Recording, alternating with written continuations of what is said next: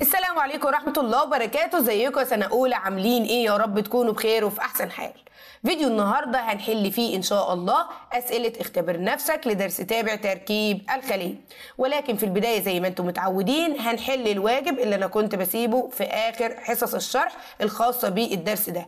يلا قبل ما نبدأ رددوا معايا: رب اشرح لي صدري ويسر لي أمري واحلل عقدة من لساني يفقهوا قولي. بسم الله. تعالوا نشوف مع بعض أول سؤال من أسئلة الواجب بيقول ايه. أي ممن يلي يقوم بدور هام في انقسام الخلية النباتية؟ خلي بالك بيقولك انقسام الخلية النباتية. الجسم المركزي ولا السيتوبلازم ولا الميتوكوندريا ولا الريبوسوم؟ طبعا السيتوبلازم. احنا عارفين ان في منطقة في السيتوبلازم في الخلية النباتية بتساعد الخلية النباتية ان هي تنقسم. طب بالنسبة للجسم المركزي ما هو برضو دوره الانقسام، بس فين؟ قالك طبعا بيساعد الخلايا الحيوانية على الانقسام ما عدا الخلية العصبية ما فيهاش جسم مركزي، كمان موجود في بعض خلايا الفطريات بالقرب من النواة. طب بالنسبة للميتوكوندريا دي خاصة بإنتاج الطاقة، الريبوسوم خاصة بتصنيع البروتين، فإذا اللي مسؤول عن انقسام الخلية النباتية هيكون السيتوبلازم. السؤال الثاني: أي العضويات الآتية أقل تأثرا بالمذيبات غير القطبية؟ يعني إيه مذيبات غير قطبية؟ يعني المذيبات العضوية زي رابع كلوريد الكربون، عندي زي البنزين زي الإيثيرات، فدي بتأثر على الأغشية البلازمية اللي بتتكون من الفسفولايبيدات. فهنا بيقولك أقل تأثرا، يبقى أنا هختار العضويات غير الغشائية. طب العضويات الغير غشائية زي مين؟ زي الريبوسومات، زي الجسم المركزي، زي أنيبيبات السيتوبلازم اللي هي هيكل الخلية. فهنا هنختار مين؟ هنختار الريبوسومات. أما الليسوسومات والميتوكوندريا وأجسام جولجي دي عبارة عن عضويات غشائية. السؤال رقم 3: أكبر كمية من الريبوسومات توجد في الخلايا التي تنتج إيه؟ طبعا الريبوسومات بتنتج البروتين، الليبيدات لا، السليلوز تبع الكربوهيدرات، الجلايكوجين تبع الكربوهيدرات، وهنا مين؟ البروتينات اللي احنا هنختارها.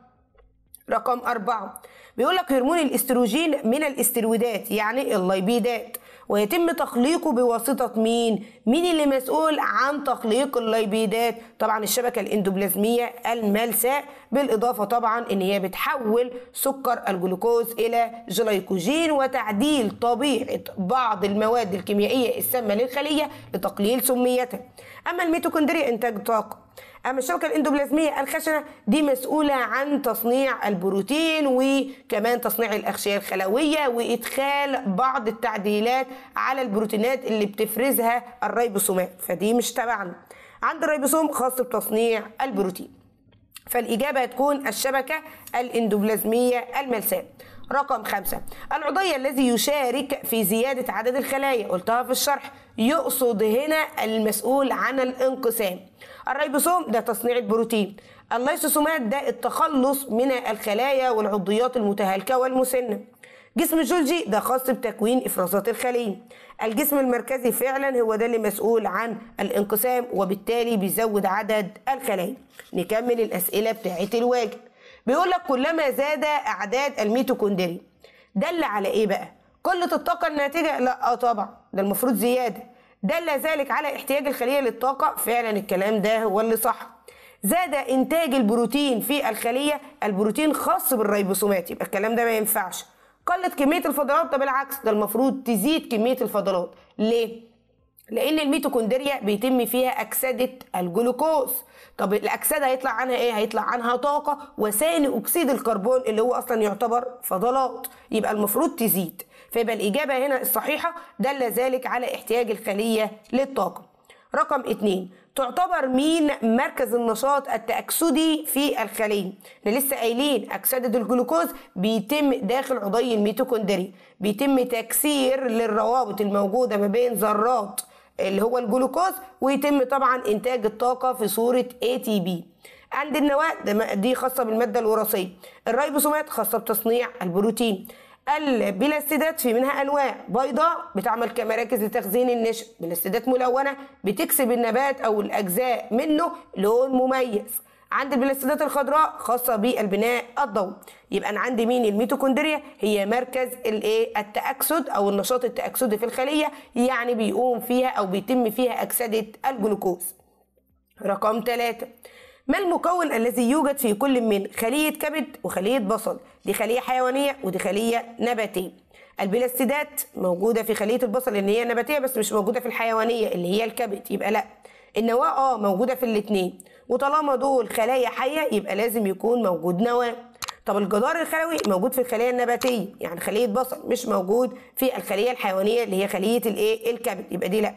الجسم المركزي موجود في الخلايا الحيوانية زي خلية الكبد بس مش موجود في خلية البصل، ده في منطقة في السيتوبلازم. بالنسبة للخلايا النباتية هي اللي بتقوم بنفس وظيفة الجسم المركزي، يعني لها دور أو ليه دور في الانقسام، لأن طبعا الخلايا النباتية ما عندهاش جسم مركزي. السؤال رقم 4، يوجد في دم الإنسان عدة أنواع من خلايا الدم البيضاء التي تستطيع ابتلاع الميكروبات وتفتيتها والتخلص منها، بينما لا تستطيع معظم الخلايا النباتية القيام بذلك. يرجع ذلك إلى وجود بقى؟ الغشاء الخلوي. طب ما هو موجود في الاثنين، ما هي خلايا الدم البيضاء خلية حيوانية وموجود برضو في الخلايا النباتية، يبقى ده لا.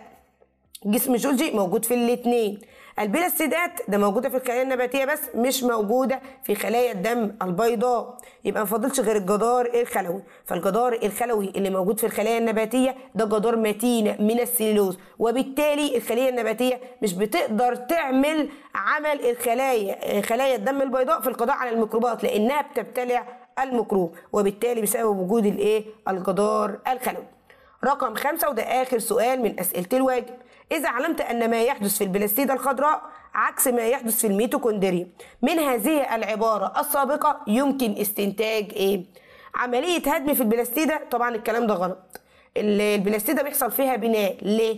لأن البلاستيدة بتقوم بعملية البناء الضوئي فبتكون الجلوكوز اللي بعد كده بيتخزن في صورة نشا، يبقى ما ينفعش. عملية هدم في الميتوكوندريا صح، لأن طبعا الميتوكوندريا بيتم فيها أكسدة الجلوكوز، فبيتم فيها تكسير الروابط الموجودة ما بين ذرات جزيء الجلوكوز وإنتاج ATP. عملية بناء في الميتوكوندريا لا، احنا قلنا هدم. عملية تنفس خلوي في البلاستيدة لا، التنفس الخلوي يقصد بيه أكسدة الجلوكوز وده بيتم في الميتوكوندريا. تعالوا بقى نشوف أسئلة اختبر نفسك الخاصة بالدرس ده. وأول سؤال بيقول أي ممن يلي لا يحتوي على أغشية؟ يعني عايز عضيات غير غشائية. طب مين هي العضيات غير الغشائية؟ عند الريبوسومات، عندي الجسم المركزي اللي هو السنتروسوم، عند أنيبيبات السيتوبلازم اللي هو هيكل الخلية.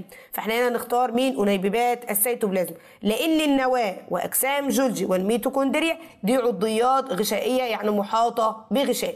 رقم 2، أي ممن يأتي يحافظ على شكل وقوام الخلية النباتية؟ الجدار الخلوي. أيوة، احنا عندنا الجدار الخلوي بيكسب الخلية شكل محدد، يبقى ده معايا. طب الغشاء الخلوي لا، الغشاء الخلوي لا، مش هو اللي بيحافظ على شكل وقوام الخلية النباتية. أمال وظيفته إيه؟ قال لك الغشاء الخلوي ده بينظم مرور المواد من وإلى الخلية، كمان بيغلف الخلية وبيفصل ما بين محتوياتها والوسط المحيط بها. طب أنيبيبات السيتوبلازم، أيوة أنيبيبات السيتوبلازم ده اللي هو هيكل الخلية، فبتكسب الخلية دعامة وبتساعد في الحفاظ على شكلها والقوام بتاعها. فإذا احنا نختار مين؟ ألف وجيم معا اللي هو الجدار الخلوي وأنيبيبات السيتوبلازم. نيجي للسؤال اللي بعد كده، بيقول لي الشكل المقابل يوضح خلية أثناء قيامها بإحدى العمليات الحيوية. ادرسوا ثم اختر الإجابة الصحيحة من بين الإجابات المعطاة. العملية الحيوية دي اللي هو انقسام الخلية وبالتحديد الطور الانفصالي. ليه؟ لأن في هنا خيوط المغزل بتشد أو بتفصل الكروموسومات عن بعض، بتخليها كروماتيدات، عشان هنا كاتب لي كروموسومات بنوية يعني أحاد الكروماتيد يعني.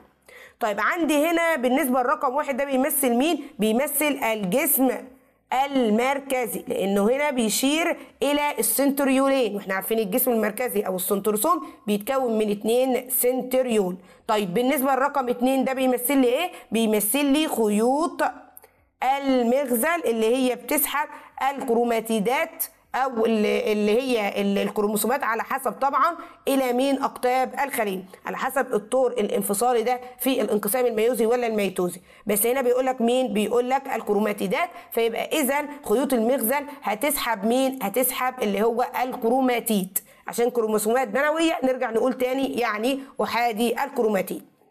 فهنا بيقول لي ايه؟ ما الخليه الموضحه بالشكل؟ خليه عصبيه في مخ طفل، خليه عصبيه في مخ شخص بالغ. اصلا انا عندي الجسم المركزي مش موجود في الخلايا العصبيه، عشان كده الخلايا العصبيه مش قادره على الانقسام. طيب خليه كبديه ولا خليه دم حمراء بالغه؟ طبعا خليه كبديه. ليه مش خليه دم حمراء بالغه؟ لان اصلا خلايا الدم الحمراء لا تحتوي على نواه ومش قادره على الانقسام. ما احنا قلنا في خليتين ليس لديهم القدرة على الانقسام، الخلايا العصبية بس هي مش قادرة على الانقسام بسبب غياب الجسم المركزي. طب خلايا الدم الحمراء مش قادرة على الانقسام بس بسبب غياب النواة. يبقى إذا هنا الإجابة هتكون خلية كبدية. عند رقم 2، ما الذي يشير إليه التركيب رقم 1؟ قلنا طبعا اللي هو الجسم المركزي اللي هو اسمه السنتروسوم. خلي بالك من السينات الكتير، يعني أنا عندي هنا السنتروسوم بيتكون من 2 سنتريول. أنا عندي بالنسبة لي السنترومير هو عبارة عن موضع اتصال الاتنين كروماتيد عشان يتم تكوين الكروموسوم. طيب يبقى ده لا. طب بالنسبة لي الكروماتين هو عبارة عن ايه؟ خيوط دقيقة متشابكة وملتفة حوالين بعضها بتتحول أثناء انقسام الخلية إلى تراكيب عصبية اللي هي الكروموسومات. رقم 3، حركة التركيب رقم 2 اللي هو خيوط المخزن نحو قطبي الخلية تدل على انه يتكون بصورة اساسية من ايه؟ احماض امينية ولا وحدات جلوكوز ولا احماض دهنية ولا نيوكليتيدات؟ احنا عندنا خيوط المخزن عبارة عن بروتينات لها القدرة على الانكماش، وده بيخليها ان هي تجذب الكروماتيدات نحو قطبي الخلية. يبقى اذا طبعا طالما بروتين الوحدة البنائية بتاعت البروتين طبعا هيكون احماض امينية. رقم 4، كم عدد الأنيبيبات الدقيقة في التركيب رقم 1؟ احنا عندنا الجسم المركزي بيتكون من 2 سنتريول. طب كل سنتريول عبارة عن ايه؟ عبارة عن 9 مجموعات من الأنيبيبات الدقيقة مرتبة في ثلاثيات في شكل اسطواني. يعني كل سنتريول عبارة عن 3 في 9 بكام؟ ب 27 أنيبيبة. طب أنا عايزة كمان سنتريول تاني يبقى كمان 27، يبقى 27 و27 يبقوا 54. بس خلي بالك لو قال لك عدد المجموعات من الأنيبيبات الدقيقة الموجودة في الجسم المركزي اللي هو السنتروسوم تقول له كم مجموعة؟ تقول له 18، لأن كل سنتريول عبارة عن 9 مجموعات من الأنيبيبات الدقيقة، وكمان سنتريول عبارة عن 9 مجموعات من الأنيبيبات الدقيقة. إذا عدد المجموعات من الأنيبيبات الدقيقة في الجسم المركزي كام؟ 18. خلي بالك من الحتة دي. أما لو قال لك عدد الأنيبيبات الدقيقة الموجودة في الجسم المركزي تقول له 54. نشوف السؤال اللي بعد كده. عندي السؤال 33، أي ممن يلي يمثل نظام التواصل ما بين العضويات المختلفة بالخلية؟ الشبكة الإندوبلازمية ولا الخلايا العصبية ولا الريبوسومات ولا السنتروسوم؟ قال لك ايه؟ نظام التواصل. يبقى على طول طالما نظام تواصل يبقى الشبكة الإندوبلازمية. ليه؟ لأن الشبكة الإندوبلازمية بتكون نظام نقل داخلي بيفيد في نقل المواد من جزء لآخر داخل الخلية، وبرضه اللي بيقوم بالكلام ده على فكرة هيكل الخلية. طبعا من ضمن وظيفة الشبكة الإندوبلازمية إن هي بتقوم بنقل المواد ما بين النواة والسيتوبلازم. أما الريبوسوم خاص بتصنيع البروتين. الخلايا العصبية بتنقل الرسائل والسيالات العصبية. اما السنتروسوم ده خاص بالايه؟ بالانقسام في الخلايا الحيوانيه ما عدا العصبيه، وطبعا بيكون مسؤول عن الانقسام في بعض خلايا الفطريات، عشان كده بنلاقيه بالقرب من النواه.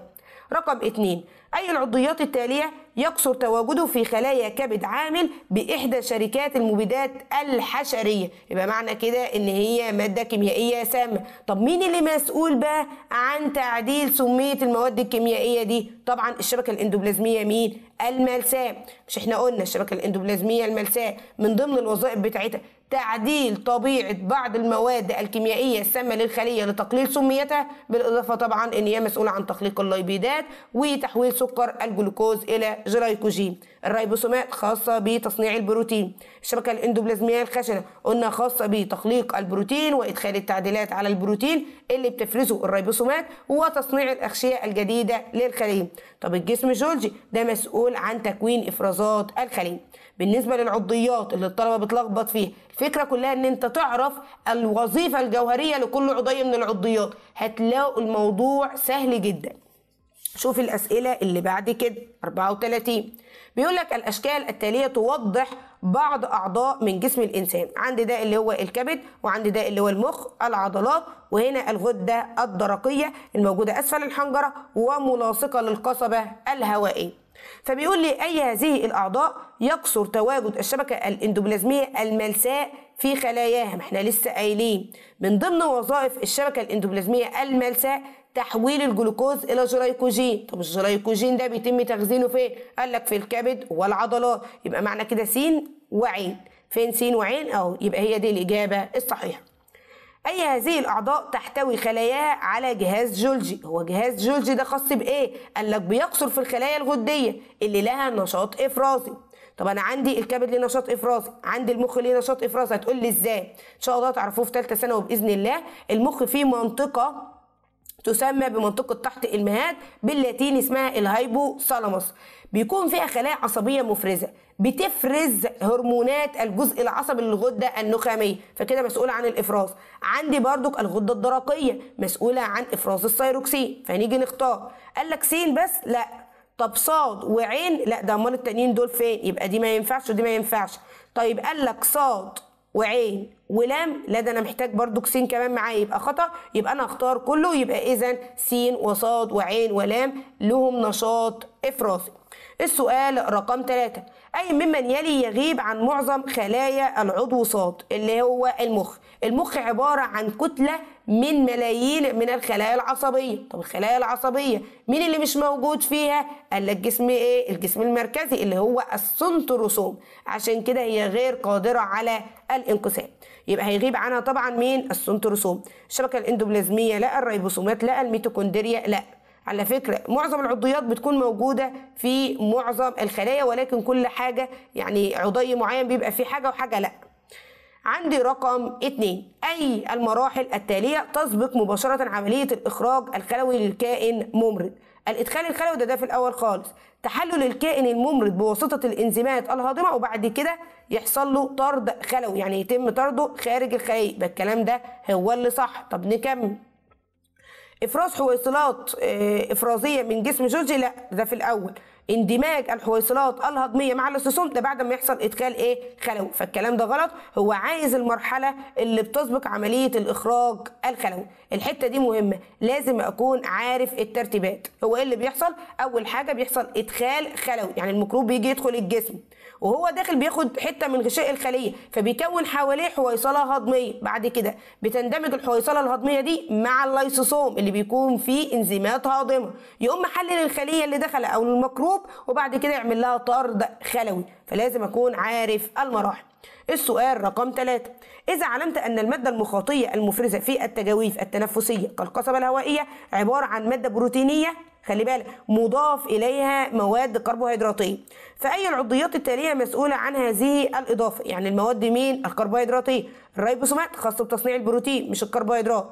الليسوسومات دي الوظيفة بتاعتها ايه؟ التخلص من الخلايا والعضيات المسنة والمتهالكة، بالإضافة إلى هضم المواد الغذائية اللي بيتم ابتلاعها بواسطة الخلية وبيتم تحويلها إلى مواد أبسط تركيبا عشان الخلية تقدر تستفيد منها. فالكلام ده خطأ، ما يمشيش معايا.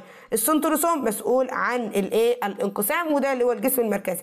اما جسم جولجي ده المسؤول عن مين؟ عن تكوين افرازات الخليه، فبالتالي ممكن يكون مسؤول عن مين؟ الكربوهيدرات. كمان اللي بيحصل فيه ان هو بيستقبل المواد من الشبكه الاندوبلازميه الخشنه وبعد ما بيستقبلها ان هو بيصنفها ويعدل عليها وبعد كده يوزعها او بيعبئها ويتم طردها الى الخارج في شكل، طبعا بيتم طردها الى الخارج عن طريق اللي هي الحويصلات الافرازيه. فنخلي بالنا من الحته دي. هو قالك على المواد الكربوهيدراتيه المضافه، يبقى ما قدامناش غير جسم جولجي هو اللي مسؤول عن تكوين افرازات الخليه. نشوف السؤال اللي بعد كده. عندي السؤال 35. اختر الإجابة الصحيحة من بين الإجابات المعطاة. أي ممن يلي يعتبر عملة الطاقة داخل الخلية الحية؟ الجلوكوز ولا الميتوكوندريا ولا الاي تي بي ولا الجلايكوجين؟ طبعا الاي تي بي. الاي تي بي هو عملة الطاقة داخل الخلية. طيب ليه؟ قلناها في الشرح، لأنها بتمثل جزيئات وسطية بيتم تداولها ما بين التفاعلات المنتجة للطاقة، زي التنفس الخلوي، زي التفاعلات المستهلكة للطاقة، زي مين؟ زي الحركة وبناء البروتين. عشان كده بقول هي عملة الطاقة داخل الخلية. طب ايه بقى دور الجلوكوز؟ قلنا بالنسبة للجلوكوز هو المصدر المباشر للطاقة المخزنة في صورة الاي تي بي. اما بالنسبة للجلايكوجين هو المخزون الفعلي للطاقة في العضلات، يبقى ده كده غلط. طب بالنسبة للميتوكوندريا بقول عليها بيت الطاقة في الخلية او مراكز انتاج الطاقة او مركز النشاط التأكسدي في الخلية، زي السؤال اللي احنا حلناه في الواجب. عندي السؤال رقم 2. الشكل المقابل يوضح احد العضيات الذي يقصر تواجده في خلايا العضلات. واضح كده ان ده الميتوكوندريا. اي الاجزاء التاليه يتم من خلالها انتاج اكبر كميه من جزيئات الاي تي بي؟ انا عندي هنا س بيمثل غشاء خارجي، عندي ص بيمثل ماده الاساس، عندي عين هنا بيمثل الأعراف اللي هي عبارة عن الانثناءات اللي هي خارجة من الغشاء الداخلي للميتوكوندريا. طب الأعراف دي بتعمل على إيه؟ زيادة مساحة سطح الغشاء الداخلي اللي بيحدث عليه التفاعلات الكيميائية اللي بيتم من خلالها إنتاج الطاقة. فبالتالي أكبر كمية من جزيئات الاي تي بي طبعا بسبب الأعراف، يبقى عين فقط. وهنا السؤال ده كان جاي في امتحان قبل كده، يعني كان جايب لك 2 ميتوكوندريا وكان جايب لك واحده فيها اعراف قليله والتانيه فيها اعراف كتيره، وقال لك مين اللي هتديني كميه اكبر من الطاقه، فهنختار طبعا اللي فيها اعراف كتير. يعني معنى كده هناك علاقه طرديه ما بين عدد الاعراف داخل الميتوكوندريا وكميه جزيئات الاي تي بي اللي بتنتجها. نيجي للسؤال رقم 3. أي من العضويات الآتية يشغل أكبر حيز في خلية في جذر نبات الفول؟ نبات، يبقى أكتر حاجة واضحة اللي هي الفجوة العصارية. أما النواة لا. الدكتوسوم ده اللي هو جسم جولجي بس بنطلق عليه بالدكتوسوم في الطحالب والنباتات، ده خاص بإنتاج الإيه؟ بإنتاج الطاقة. أما دي إحنا قلنا النواة بتحمل المادة الوراثية. كان جاي برضك في امتحان قبل كده جايب لك الخلية النباتية والخلية الحيوانية وجايب لك بعض المكونات وبيقول لك بالسحب والإفلات، وكان من ضمن اللي بيميز الخلية النباتية الفجوة الكبيرة، فاخترنا الفجوة الكبيرة ودخلناها في الخلية النباتية. خلي بالك من الحاجات دي، فلازم تكون عارف الخلية النباتية والخلية الحيوانية وشكل العضيات كمان. نشوف السؤال اللي بعد كده، وده آخر سؤال معانا من أسئلة اختبر نفسك. بقول لك أي العضيات التالية تستخدمه الخلية النباتية لاستخلاص الطاقة المخزنة في الغذاء؟ الميتوكوندريا ولا البلاستيدات الخضراء ولا البلاستيدات عديمة اللون ولا البلاستيدات الملونة؟ قال لك استخلاص مين؟ الطاقة، يبقى خلاص على طول الميتوكوندريا. طب بالنسبة لي البلاستيدات عديمة اللون دي بتعمل كمراكز لتخزين النشا. طيب الخضراء بتقوم بعملية البناء الضوئي. طب الملونة قال لك بتكسب النبات أو أجزاءه الموجودة فيها لون مميز خاص بها، يبقى ده كده ما ينفعش معايا. نيجي للسؤال رقم 2. ادرس الجدول المقابل ثم حدد أي الاختيارات التالية صحيح. أنا عندي هنا بيقول لك صح يعني موجود، غلط يعني غير موجود. عندي هنا أول حاجة بيقول لك س يمثل الجدار الخلوي. طب الجدار الخلوي موجود في النبات. طب موجود في الفطريات. احنا عندنا الجدار الخلوي بيكون موجود فين؟ قلنا الجدار الخلوي بيحيط بالخلايا النباتية وخلايا الطحالب والفطريات، يبقى فعلا موجود هنا اهو. وبعد انواع البكتيريا ولا يحاط بالخلايا الحيوانيه، يبقى الكلام ده غلط ما ينفعش لان الخليه الحيوانيه ما فيهاش جدار خلوي. طب البلاستيدات الخضراء موجوده في النبات، في الفطريات لا، مش في الحيوان، يبقى الكلام ده صح. طب كاف جسم جولجي طبعا موجود في النبات والفطريات والحيوان، يبقى الكلام ده غلط لان هنا كاتب لك مش موجود. لا بيمثل فجوه العصاريه، ده في النبات، ده المفروض فجوه كبيره، فجوه عصاريه كبيره واحده او اكتر. دي الحاجه اللي بتميز النبات اصلا، يبقى الكلام ده ايه؟ غلط، ما ينفعش. وعلى فكره برضك الفطريات زي فطر الخميره بيكون فيه فجوه، فبالتالي الاجابه اللي تمشي على حسب الجدول اللي قدامي هي الاجابه ب. وبكده نكون خلصنا حل الواجب وحل اسئله اختبر نفسك الخاص بدرس تابع تركيب الخليه. يا رب تكونوا استفدتوا من الفيديو. دمتم سالمين وموفقين واقرب الى الله، والسلام عليكم ورحمه الله وبركاته.